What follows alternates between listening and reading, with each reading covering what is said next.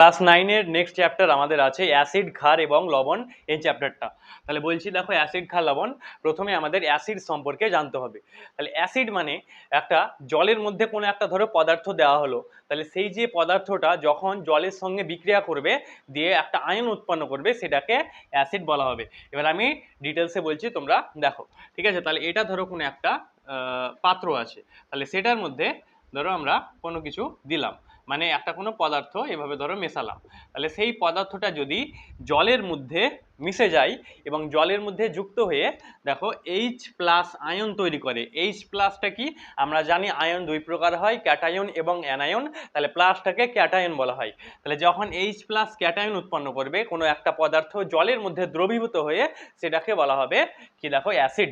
তাহলে আমি বলছি, আমি লিখিয়ে দিব একটু পরে, তোমরা এখন ভালোভাবে পড়তে থাকো, ঠিক আছে? তাহলে অ্যাসিড বললাম যেগুলো জলের সঙ্গে যুক্ত হয়ে এইচ প্লাসটা উৎপন্ন করবে, ক্যাটায়নটা উৎপন্ন করবে।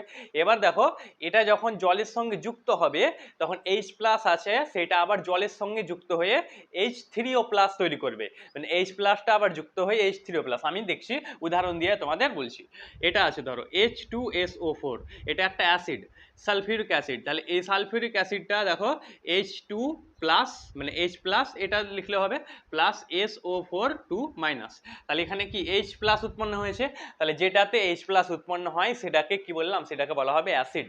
এবার এই H প্লাসটা আবার যখন জলের সঙ্গে যুক্ত হয়, তখন এখানে তৈরি করে H3O প্লাস। তাহলে এটা মানে প্রকৃতপক্ষে এটা উৎপন্ন হয়, কিন্তু আমরা বলবো যে H প্লাস উৎপন্ন হলে হবে, কারণ এটা যখন জলের সঙ্গে যুক্ত হবে দিয়ে H3O প্লাস এখানে পাওয়া যাবে, ঠিক আছে? তাহলে বললাম যে যে সকল পদার্থগুলো, এবার সেই পদার্থটা অলওয়েজ হাইড্রোজেন যুক্ত হবে। তাহলে যেসব হাইড্রোজেন যুক্ত পদার্থ জলে আয়নিত হয়ে মানে কি, সেটা ভেঙে যাবে, H প্লাস এবং একটা আয়ন উৎপন্ন করবে। তাহলে যে সকল হাইড্রোজেন যুক্ত পদার্থ জলে আয়নিত হয়ে H প্লাস ক্যাটায়ন উৎপন্ন করে, তাদেরকে অ্যাসিড বলা হয়। সেটা বলছি, তোমরা লিখে নাও, আমি লিখে দিচ্ছি।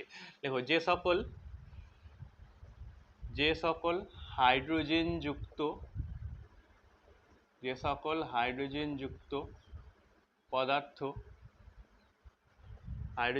পদার্থ জলে আয়নিত হয়ে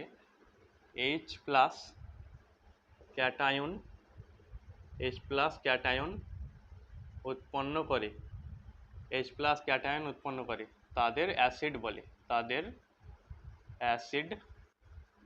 বলে। ঠিক আছে? এটা এবার যে অ্যাসিড আছে সেটার একটা বৈশিষ্ট্য, অ্যাসিডটা যখন তোমরা টেস্ট করবা, সেটা স্বাদ হবে টক, ঠিক আছে? তাহলে অ্যাসিডটা স্বাদে টক হয়, যেমন জানো তোমরা যে টমেটো, তারপর ভিনেগার, যেসব টক আছে সেগুলোর মধ্যে অ্যাসিড পাওয়া যায়। তাহলে অ্যাসিড সম্পর্কে বললাম এবং অ্যাসিডের যে বৈশিষ্ট্য সেটা বললাম, মনে রাখবা। এবার নেক্সট আমরা জানবো অ্যাসিডের ভাগ। হ্যাঁ, মানে আমরা প্রথমে অ্যাসিড সম্পর্কে পড়বো, নেক্সট তারপরে ক্ষার সম্পর্কে, তারপরে লবণটা একদমই শেষ পার্টি আছে, ঠিক আছে? এবার আমরা দেখো বলছি অ্যাসিডের যে ভাগ সেটা জানবো। তাহলে অ্যাসিড মানে কি, দেখো অ্যাসিডের যে দুটো ভাগ আছে, সেটা একটাকে বলা হয় খনিজ অ্যাসিড। তোমরা এইভাবে ভাগ করে লিখো যে খনিজ অ্যাসিড মানে কি এটা বলবো। তারপরে আছে আর একটাকে বলা হয় দেখো জৈব অ্যাসিড। তাহলে জৈব অ্যাসিড, তাহলে এই দুই ভাগে এগুলোকে ভাগ করা হলো, ঠিক আছে? তাহলে অ্যাসিডকে দুই ভাগে ভাগ করলাম, খনিজ অ্যাসিড, জৈব অ্যাসিড। খনিজ অ্যাসিড মানে কি, যে সকল অ্যাসিড বিভিন্ন খনিজ পদার্থ থেকে পাওয়া যায়। তোমরা জানো যে বিভিন্ন পদার্থ আছে যেগুলো খনিজ, যেমন লোহা, তারপরে আরো বিভিন্ন ধাতুগুলো, সোনা। তাহলে এই যে খনিজ পদার্থ থেকে যখন কোনো অ্যাসিড পাওয়া যাবে, সেটাকে বলা হবে খনিজ অ্যাসিড, ঠিক আছে? আর জৈব অ্যাসিড মানে সেটা বলছি। এবার খনিজ অ্যাসিড যেটা আছে, সেটার মধ্যে দেখো অলওয়েজ হাইড্রোজেন প্লাস, মানে H প্লাস উৎপন্ন হবে আর একটা আয়ন তৈরি হবে, ঠিক আছে? সেটা তোমরা লিখো। খনিজ অ্যাসিড, যে সকল অ্যাসিড বিভিন্ন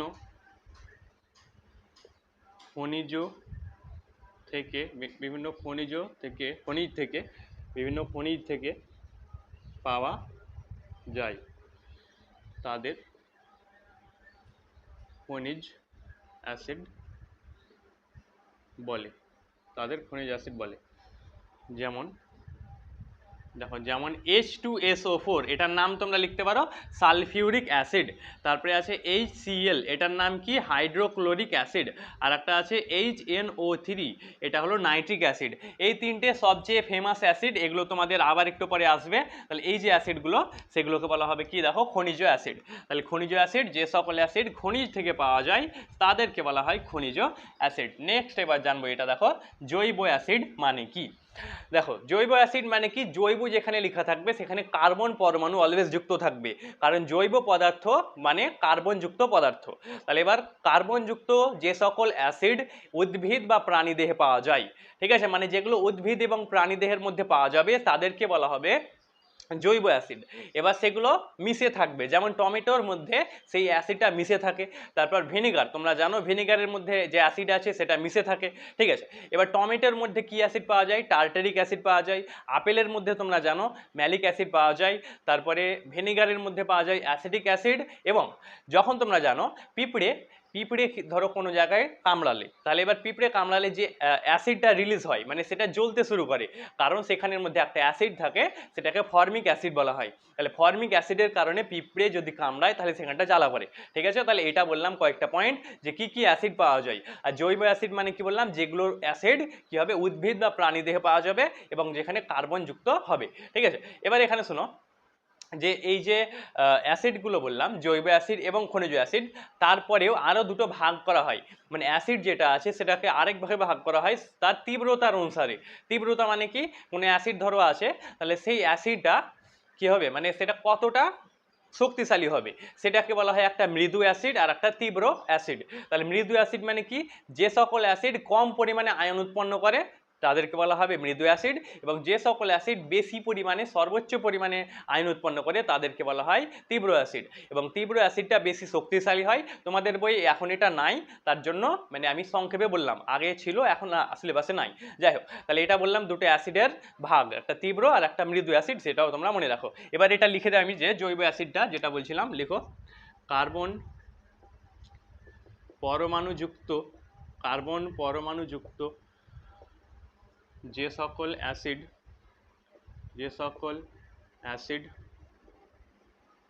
উদ্ভিদ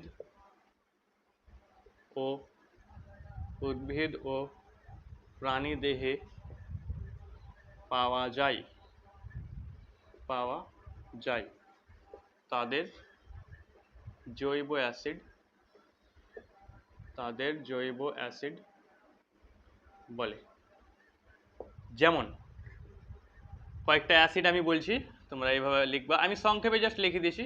আপেলের মধ্যে যেটা থাকে সেটাকে কি বলা হয়, ম্যালিক অ্যাসিড, ঠিক আছে। এভাবে আমি লিখছি, আপেলের মধ্যে থাকে ম্যালিক অ্যাসিড। তারপরে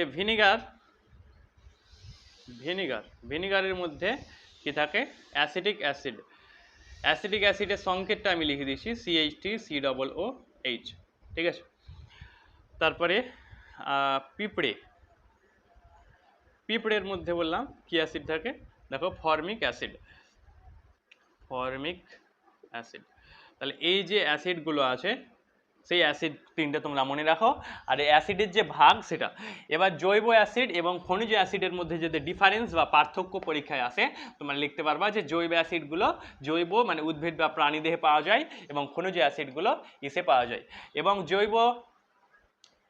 যে জৈব অ্যাসিড আছে সেগুলো মৃদু অ্যাসিড হয় এবং যে খনিজ অ্যাসিড সেগুলো তীব্র অ্যাসিড হয়, এটা একটা পার্থক্য। জৈব অ্যাসিড যেমন C3COOH অ্যাসিটিক অ্যাসিড, এগুলো মৃদু অ্যাসিড হয়। এবার শোনো, তোমরা যারা ভিডিওটি লাইক করোনি লাইক করে দাও এবং আমাদের চ্যানেলটি সাবস্ক্রাইব করো। এদিকে দেখো লাইকের আছে, তো তোমরা সেটা লাইক করো। নেক্সট এবার আমরা দেখো অ্যাসিড এবং অ্যাসিড সম্পর্কে জানলাম। এবার আমরা ক্ষারক, দেখো ক্ষারক এটা সম্পর্কে জানবো, ঠিক আছে। তাহলে এবার দেখো অ্যাসিড যেটা আছে তার উল্টো, মানে অ্যাসিডের অপোজিটটা হবে ক্ষারক।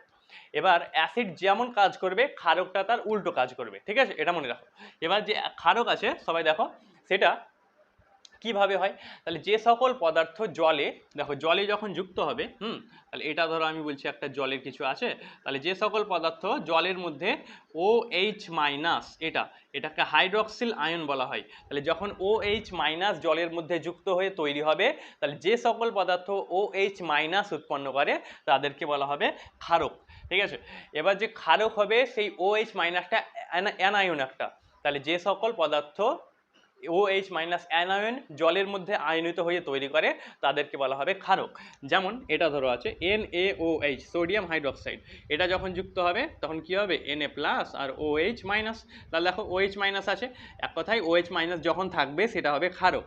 তারপর ধরো আমি বলছি এটা KOH, তাহলে এটাও কি K প্লাস আর OH মাইনাস, তাহলে এটাতেও আছে। তারপর ধরো আমি আরও লিখছি যে MgOH2 এটা, তাহলে এটাও যখন ভাঙবে তখন কি হবে Mg2 প্লাস আর OH মাইনাস, তাহলে এখানে অলওয়েজ OH আছে, যখন OH থাকবে তখন সেটাকে ক্ষারক বলা হবে। ঠিক আছে, এবার দেখো যে ক্ষারক আছে সেটা আমি বললাম। এবার ক্ষারকের পরে আরেকটা আছে যেটা ক্ষার হবে, মানে এখানে যে কটা আছে সেটা ক্যান্সেল হয়ে যাবে।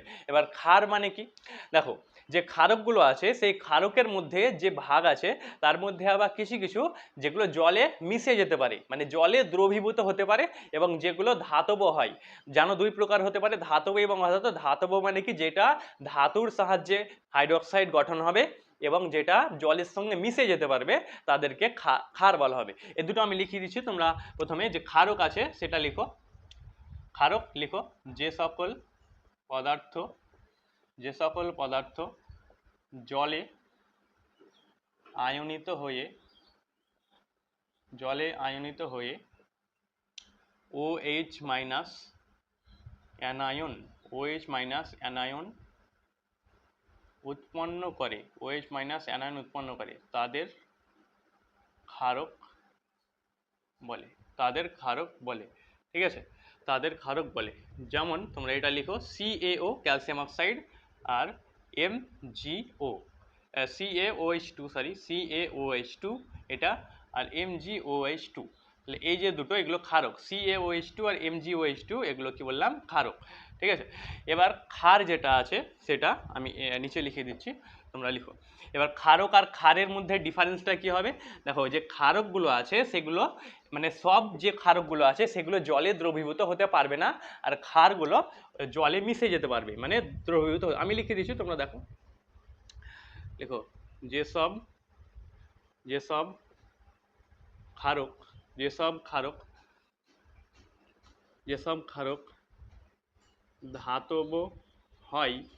ধাতব হয় এবং জলে দ্রবীভূত হয় তাদের ক্ষার বলে। ঠিক আছে, মানে কি হবে ধাতব হবে এবং যেটা জলের মধ্যে মিশে যেতে পারবে, দ্রবীভূত হতে পারবে, তাদেরকে বলা হবে ক্ষার। ঠিক আছে, এবার একটা লাইন দেখো খুব ইম্পর্টেন্ট, সেটা আমি লিখছি তারপরে সেটা মানে বোঝালে বেশি সুবিধা হবে। একটা লাইন যেটা পরীক্ষার মধ্যে তোমাদের ডাইরেক্ট আসবে, লেখা থাকবে যে দেখো সকল ক্ষারক ক্ষার কিন্তু সকল ক্ষার ক্ষারক নয়। দেখো খুব কনফিউজিং, মানে কনফিউজ হয়ে যাবা, তো আমি আবার বলছি। দেখো লেখা আছে সকল ক্ষারক ক্ষার, এটার মানে কি তোমরা জানো যে ক্ষার যেগুলো এলো সেগুলো একটা মানে ক্ষারকেরই একটা ভাগ, তার জন্য বলা হয়েছে এখানে দেখো যে সকল ক্ষারকটা কি হয় ক্ষার। কিন্তু দেখো কিন্তু এখানে সকল যে ক্ষার আছে ক্ষারক হয় না, মানে যে সবগুলো আছে যে সব ক্ষারকগুলো আছে সেগুলো তো সব জলে মিশতে পারে না, তার জন্য এখানে বলা হলো যে সকল ক্ষার ক্ষারক নয়। আমি লাস্ট আবার বলছি, দেখো সকল ক্ষারক ক্ষার এটার মানে কি যত ক্ষারগুলো আছে সব তো কি বললাম সব একটা কি ক্ষারের ভাগ, মানে ওই যে ক্ষার এসেছে সেটা ক্ষারক থেকেই এসেছে। কিন্তু দেখো সকল ক্ষারগুলো ক্ষারক হবে না, কারণ আমরা জানি যে সবগুলো জলে মিশতে পারে না। এবার আমরা পড়বো নির্দেশক সম্পর্কে। তো নির্দেশক মানে দেখো কোনো একটা অ্যাসিড এবং ক্ষার যেটার সাহায্যে নির্দেশ করা যাবে, মানে যেটার সাহায্যে আমরা একটা জিনিস বুঝতে পারবো যে সেটা অ্যাসিড না ক্ষার, তাহলে সেই ধরনের পদার্থকে বলা হবে নির্দেশক। মানে নির্দেশকটা কিভাবে কাজ করে দেখো, ধরো এভাবে একটা কোনো কাগজ আছে, সেই কাগজটা লিটমাস কাগজ তোমরা জানো। তাহলে এই যে লিটমাস কাগজটা আছে সেটার মধ্যে যখন কোনো অ্যাসিড বা ক্ষারক দেওয়া হবে তোমরা জানো সেটার মধ্যে রঙের পরিবর্তন হয়। তাহলে এটার মধ্যে যখন রঙের পরিবর্তন হবে সেই রঙের পরিবর্তনের কারণে আমরা বুঝতে পারবো যে সেটা অ্যাসিড না ক্ষারক। তাহলে এভাবে আমরা নির্দেশকের সাহায্যে বুঝতে পারি কোনো একটা জিনিস অ্যাসিড না ক্ষারক, তার জন্য সেটা নির্দেশক বলা হয়। ঠিক আছে, এবার যে নির্দেশকটা আছে বিভিন্ন প্রকারের হতে পারে সেটা আমি বলছি। বিভিন্ন প্রকার মানে কি, যেমন লিটমাস কাগজ তোমরা জানো, তারপর আছে ফেনোলেপথিলিন, তারপরে আছে মিথাইল অরেঞ্জ আর মিথাইল রেড, এগুলো বিভিন্ন ধরনের নির্দেশক হয়। মানে এগুলোতে সবচেয়ে রঙের পরিবর্তন ঘটে, যে রঙের পরিবর্তনের কারণে আমরা জানতে পারবো যে সেটা অ্যাসিড না ক্ষারক।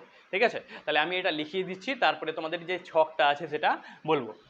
তাহলে তোমরা নির্দেশক কাকে বলে লিখো, যেসব পদার্থ বর্ণ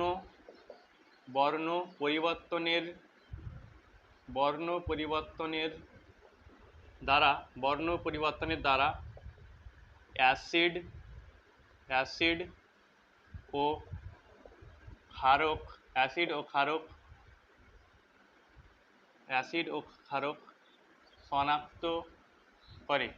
শনাক্ত মানে আলাদা করে, তাদের নির্দেশক বলে। এটা হয়ে গেল নির্দেশকের ভাগ। এবার দেখো মানে নির্দেশক যেটা আছে সেটা বিভিন্ন প্রকারের হয় আর তার বিভিন্ন কালার রং তৈরি হয়। এবার এই যেটা আছে আমি তোমাদের যেভাবে লেখাচ্ছি সেইভাবে লিখে নাও, অনেক সুবিধা হবে, নাহলে মানে ঝামেলা আসতে পারে। ঠিক আছে, তাহলে প্রথমে দেখো এইভাবে তোমরা লিখো নির্দেশক, মানে এখানে আমরা নির্দেশক সম্পর্কে জানবো। তারপরে এখানে লিখবো আমরা অ্যাসিড, দেখো যেটা ওটা অ্যাসিডের মধ্যে কি রং হবে। তারপরে জানবো আমরা ক্ষারকের মধ্যে সেটার কি রং হবে। আর শেষে আমরা একটা প্রসম মানে জানো তোমরা যে সকল পদার্থ অ্যাসিড বা ক্ষারক কিছুই হয় না তাদেরকে বলা হয় প্রসম। তাহলে এই ছকের মতো করে আমি প্রত্যেকটা বলছি। ঠিক আছে, আচ্ছা এবার তোমরা ডিসক্রিপশানে একটা প্লেলিস্ট আছে, সেই প্লেলিস্টটা তোমাদের সেভ করে নাও, যে সেখান থেকে তোমরা প্রত্যেকটা ভিডিও আমাদের ক্লাসের পেয়ে যাবা। সেই প্লেলিস্টটা দেখো তোমরা নিচে ডিসক্রিপশানে আছে, সেভ করে নিচে যেখানে লেখা আছে ইউটিউবের সেখানে তোমরা সেখানে পেয়ে যাবা, তোমাদের আর একটা খুঁজতে হবে না, সেখান থেকে সব পেয়ে যাবা। এবার দেখো বলছি তাহলে নির্দেশক প্রথম যেটা আছে সেটাকে লিটমাস বলা হয়। তোমরা জানো যে লিটমাস কাগজ এক ধরনের হয়, সেই কাগজটা যখন দেওয়া হবে তখন সেটার মধ্যে বিভিন্ন কালার তৈরি হবে, বিভিন্ন রং। এবার তোমরা জানো যে অ্যাসিডের মধ্যে যখন লিটমাস কাগজ দেওয়া হয়, যদি সেটা লাল লিটমাস দেওয়া হয় তাহলে লালের মধ্যে কোনো পরিবর্তন হবে না, সেটা লাল রঙই থাকবে। এবং যদি সেটা প্রসম মানে ক্ষারক হয় তাহলে সেই ক্ষারকের কারণে সেটা রঙটা পরিবর্তন হয়ে নীল হয়ে যায়। ঠিক আছে, আর যদি নীল লিটমাস দেওয়া হয় তাহলে নীল লিটমাসটা অ্যাসিডের মধ্যে লাল হয়ে যায় এবং ক্ষারকের মধ্যে নীলই রং থাকে। এবং প্রসম যখন কোনো পদার্থ হবে সেটা লাল লিটমাস হোক বা নীল লিটমাস সেটা বেগুনি কালারের হয়ে যায়। তাহলে এইভাবে বিভিন্ন কালার উৎপন্ন হওয়ার কারণে আমরা জানতে পারি যে কোনো একটা জিনিস অ্যাসিড হয় না ক্ষারক হয়। তোমরা এক কথায় মনে রাখো, লিটমাস অ্যাসিডে লাল রঙের হয় এবং ক্ষারকে নীল রঙের হয় এবং প্রসমতে বেগুনি রঙের হয়। ঠিক আছে, তাহলে আমি বললাম দেখো অ্যাসিডের মধ্যে কি রং তৈরি হবে, লাল রং তৈরি হবে, ক্ষারকের মধ্যে নীল রং তৈরি হবে, আর এটাতে প্রসমতে কী রং তৈরি হয়, বেগুনি রং তৈরি হয়। তাহলে এগুলো তোমাদের খুব ইম্পর্টেন্ট, পরীক্ষায় এভাবে আসবে যে লিটমাস কালারের ক্ষারকের রং কি হয়, অ্যান্সার হবে নীল, এভাবে। ঠিক আছে, নেক্সট এবার আমরা একটা জানবো, দেখো সেটা লিখো তোমরা, সেটাকে বলা হয় ফেনোলেপথিলিন। ঠিক আছে, তাহলে ফেনোলেপথিলিন এটার রং কি হয় প্রত্যেকটা বলছি। দেখো এটা যখন ফেনোলেপথিলিন একটা পদার্থ যেটা যখন অ্যাসিডের মধ্যে আসবে তখন কালারহীন মানে বর্ণহীন হয়ে যাবে, মানে কোনো কালার থাকবে না। তাহলে যখন সেটা অ্যাসিডের মধ্যে দিব তখন সেটা বর্ণহীন হয়ে যাবে। তারপর যখন সেটাকে ক্ষারকের মধ্যে দেওয়া হবে সেটা গোলাপি পিঙ্ক কালার হয়ে যাবে। তাহলে গোলাপি বা পিঙ্ক কালার যখন হবে সেটা তখন ক্ষারক হবে।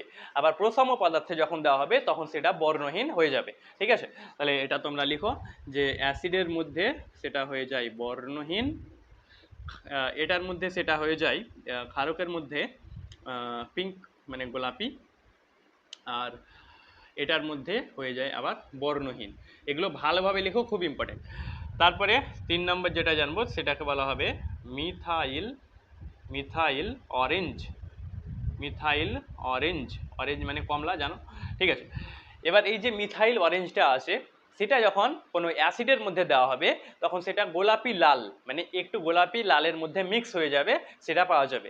তারপর যখন সেটাকে ক্ষারীয় পদার্থের মধ্যে দেওয়া হবে সেটা তখন হয়ে যাবে হলুদ বর্ণের হবে। এবার তারপরে যখন সেটাকে কোনো প্রশম পদার্থের মধ্যে দেওয়া হবে তখন সেটা কমলা বর্ণের হয়ে যাবে। তাহলে এগুলোর সাহায্যে আমরা জানতে পারবো। ঠিক আছে, তাহলে প্রথমটা বললাম দেখো অ্যাসিডের মধ্যে সেটা হয়, অ্যাসিডের মধ্যে হয় গোলাপি লাল, গোলাপি লাল, এদের গোলাপি এবং লালের মিক্স হয়ে যায়। তারপর ক্ষারকের মধ্যে যখন দেওয়া হবে সেটা হলুদ বর্ণের হয়ে যাবে, আর যখন প্রশম পদার্থের মধ্যে দিব তখন সেটা কমলা বর্ণের হয়ে যায়। ঠিক আছে, এবার তারপরে আরেকটা আছে সেটা হবে মিথাইল রেড। ঠিক আছে, মিথাইল রেড। এবার দেখো যে মিথাইল রেড আছে সেটা মিথাইল অরেঞ্জের মতোই হয়, খালি একটা যে ডিফারেন্স হয় অ্যাসিডের মধ্যে সেটা পুরো লাল বর্ণের হয়ে যায়, প্রশম বা প্রশমের মধ্যে যেমনটা ছিল কমলা, এবং ক্ষারকের মধ্যে হলুদ। ঠিক আছে, তাহলে এটা জাস্ট গোলাপিটা কাটিয়ে দাও, মানে তোমরা লিখে নাও যে মিথাইল রেড সেটা অ্যাসিডে লাল হয়, ক্ষারকের মধ্যে হলুদ হয় এবং প্রশম পদার্থে কমলা বর্ণ ধারণ করে। তাহলে এইভাবে বিভিন্ন বর্ণের সাহায্যে আমরা সেটাকে চিনতে পারবো যে সেটা অ্যাসিড হয় না ক্ষারক। একটা প্রশ্নের উত্তর কমেন্টের মধ্যে তোমরা বলো যে ক্ষারকের মধ্যে সর্বদা কোন আয়ন থাকে। আজকে আমি পড়ালাম ক্ষারকের মধ্যে একটা আয়ন সর্বদা থাকে, অ্যানায়ন হয়। এবার সেটা কি হয় বলো। আচ্ছা, তোমরা ভিডিওটি লাইক করে চ্যানেলটি সাবস্ক্রাইব করো, আমি যে প্লেলিস্টটা বললাম সেটা ডিসক্রিপশনে আছে, সেভ করে নাও, এবং এটা তোমরা কমেন্টের মধ্যে বলো আবার ক্ষারকের মধ্যে সর্বদা কোন আয়ন থাকে।